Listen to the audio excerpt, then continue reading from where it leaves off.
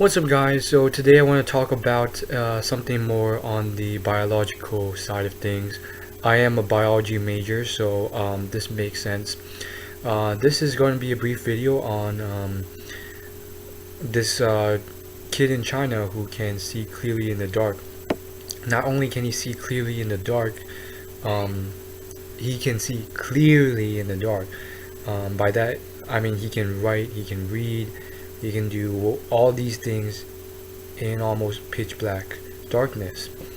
Um, Now, apparently, his eyes are light blue, which is very strange for an Asian. On top of that, they appear to be like cat's eyes. So, most likely, it's some sort of genetic mutation. Um, and some people are going to hear genetic mutation and think, oh, this is wrong, this is different. No, actually, mutations happen all the time. They are what sort of create the differences in us. That's why people have different color hair, different color skin. That's why there's, at least according to natural selection, that's why there's disparities. So this really illustrates a great point. And basically, I don't know the science behind it, but it's probably something very similar to why cats can see very well in the dark and why other organisms can see very clearly in the dark. Apparently, this has it's some sort of mutation that's very similar, if not the same. Um, so people are saying in the comments in this video, whoa, he should stay in the gene pool so we can all have this, which is actually pretty cool. At least they're not like ignorant, and they're not like flogging him for being a mutant, like in X-Men. But it illustrates the point that we have tremendous potential, not as a species, but as a culmination of all organisms in the animal kingdom. Beyond that, just every living organism in every kingdom, class, phylum, they really have such potential for mutation. Like, we could, like, over time be quite amazing. Now, here is the myth I have to disprove. We are not sort of constantly evolving to a perfect form. That's not how evolution or natural selection works. More so, what we're doing is we're being naturally selected for on a day-to-day basis for those who are more suited to survive and reproduce. So those who can survive will be better off and pass those mutations or genetics on to offspring, as with those who can reproduce, and those who can do both have a even better chance. So I've talked about this in another video on how even today we are still being naturally selected against. However, it's a lot less harsh because of the advancement of medicine and health. And on the flip side, it's more socio-economical. Basically, the only people not surviving these days tend to be those who may not have the intelligence to create income, but that's just a theory of mine, and there's probably other reasons. However, back to this story with this kid with these cat eyes. The question is, will this be passed on so that one day all of us will have it? Will it spread? And the answer is no. And this goes back to why, the reasoning behind why we're not evolving to a perfect form, as that sort of myth dictates. That's a illogical myth that we're evolving to a perfect form for those who don't understand natural selection. More so, what's happening is it will only sort of pervade and become a pervasive trait in everyone if it's more so very advantageous than disadvantageous towards survival or reproduction or success, or just something that we want. Like technically being self-intelligent, like our species can now choose with selective breeding. We already do it with dogs if we want this sort of trait, if we see it, like but again, with humans it's not really like that. But the point I'm driving at here is that it's not going to pervade to the point where um, this thing may pervade so that all of us will one day be able to see in the dark.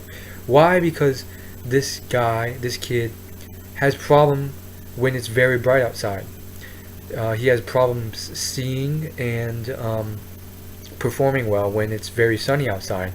So that is a horrendous drawback to being able to see in the dark, which is at this time and age not necessary. Natural selection is always dictated by the environment. Um, there's that common story that's told in any bio 101 class where you got these black moths and white moths, and originally the white moths were predominant because they could camouflage themselves into the trees, and there's always still a couple minority black moths around. That's sort of how recessive traits work. However, when factory smoke caused all the trees to be stained black, the environment changed, and therefore all the black moths had the advantage and they became the dominant population. So as far as this ability goes, it's currently not worth it, and that's why my opinion, my theory is that these things aren't really naturally selected for in the human species unless really proven advantageous.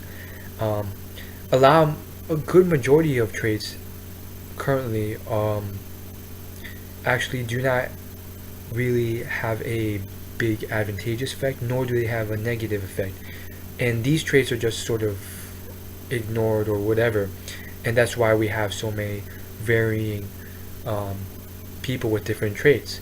The size of your nose really doesn't have that much of an influence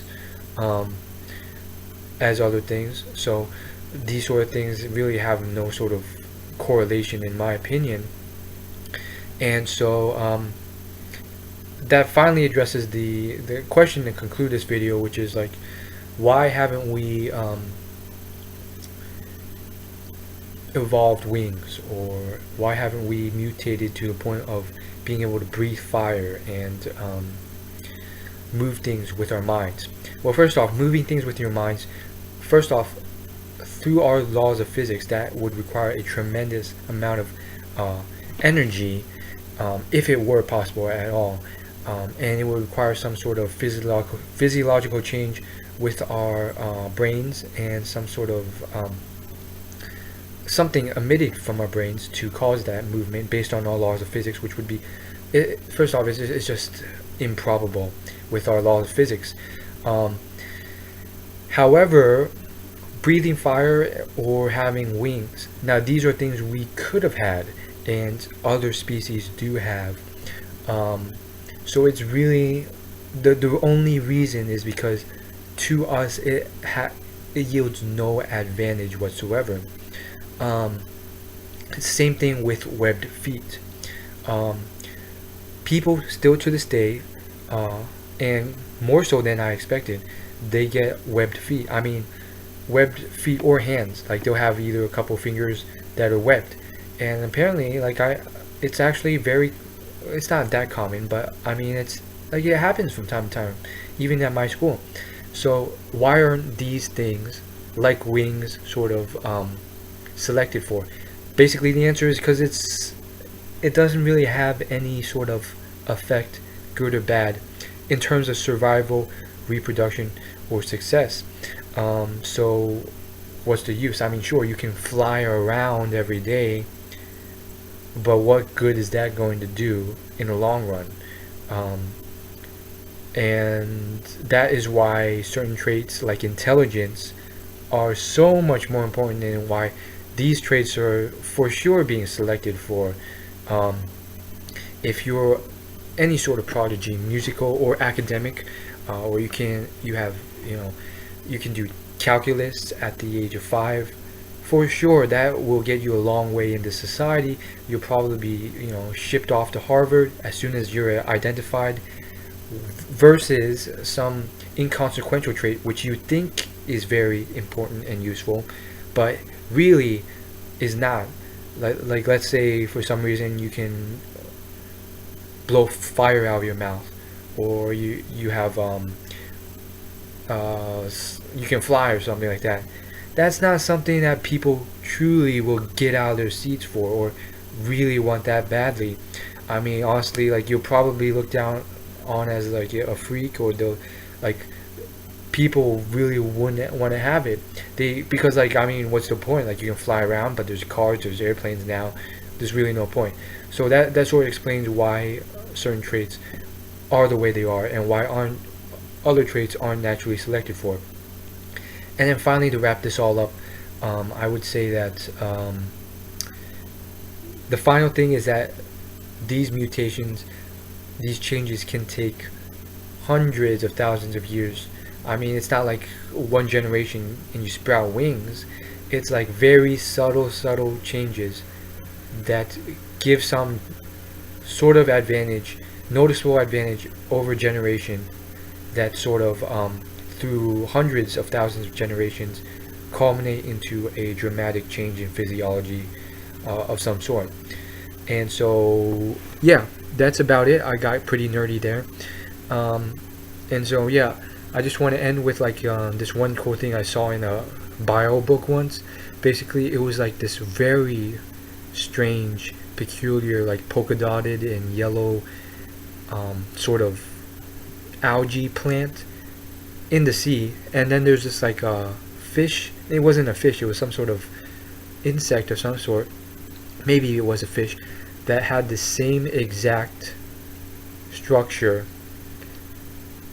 and color and polka dots and everything. And it was also, its physiology was like, it looked almost very similar to like it wasn't algae either. It was like some weird plant with like lumps and like bumps and like spikes and stuff, and it looked exactly like it. And it just amazed me. It pretty much said like, yeah, you can evolve to like even that extent, but it will take a long time.